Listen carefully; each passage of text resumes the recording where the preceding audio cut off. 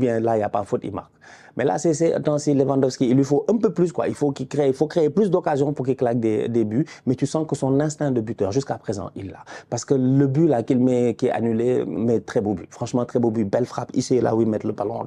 C'est des frappes placées, c'est des frappes techniques. C'est pas des frappes, j'ai boulé comme ça sur le défenseur. Non, il sait ce qu'il fait. Il sait où il veut mettre le ballon et il réussit à le mettre. C'est un peu comme Dani Olmo sur sa frappe, qui sait très bien qu'il veut mettre le ballon petit filet. Il réussit à le mettre. Donc, franchement, globalement parlant, c'est un Barça de Hansi Flick qui, en ce moment, sincèrement, je le dis encore une fois, est charmant. Ils sont charmants.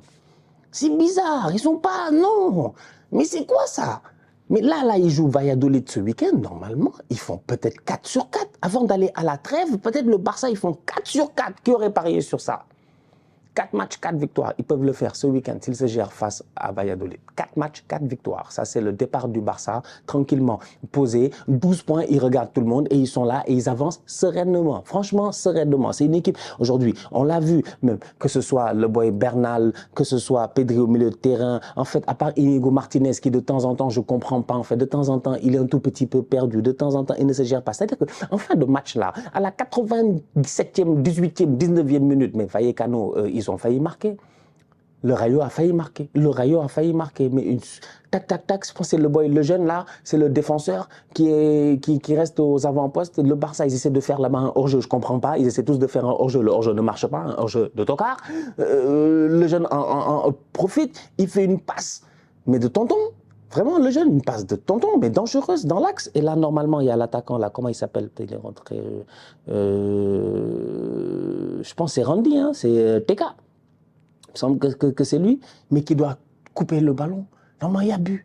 Il y a but. Mais c'est Inigo, il ne regarde pas derrière lui. Il ne sait pas ce qui se passe. Je ne sais pas. C'est des petits détails comme ça. Moi, ça m'énerve. Moi, personnellement, ça m'énerve. Non, parce que là, c'est le high level. Là, franchement, c'est le high level. On ne parle pas d'un petit club. On parle du Barça. Ils ont des ambitions. Miskin, ils n'ont pas d'argent. C'est difficile. Ils galèrent jusqu'à présent. Mais quand tu vois cette équipe-là, je te dis, mais attends, mais si les gars n'avaient pas de problème d'argent, si le Barça, tout allait bien, qu'ils n'étaient pas obligés d'être là à diviser leur... En fait, ils sont là, ils ont coupé.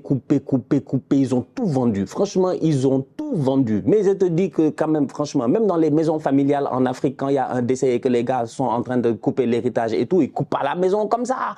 C'est-à-dire, ils ont tout coupé. Ils ont vendu une chambre par-ci, une chambre par-là, une toilette par-là, un truc par-là, un garage ici et tout. C'est de n'importe quoi, franchement. C'est-à-dire que 1, 2, 3, ça soulève des leviers, ça cherche de l'argent là-bas aux États-Unis, en Ukraine, machin.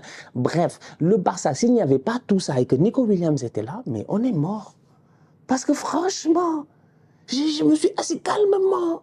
J'ai dit, Rafinha, il est débrouillard. Il est très débrouillard. C'est un bon joueur. Il est débrouillard. La dernière fois, il a été excellent. On est d'accord. Vous êtes dans le train Rafinha. Vous aimez votre Rafinha. Gardez votre Rafinha. Il n'y a pas de problème. C'est un bon joueur. Franchement, c'est un bon joueur, quoi. Il faut le respecter. En plus, lui, tu sens qu'il a de la vergogne. Tu sens qu'il a de l'envie. Tu sens que lui, il est déterminé. Il court. Donc, Rafinha, franchement, moi, je le respecte. Mais si on s'arrête calmement, on parle de talent seulement, en fait. Tu mets Dani Olmo, tu mets Nico Williams, tu mets là-bas Lamine Yamal, tu mets Lewandowski, mais tu dead le game.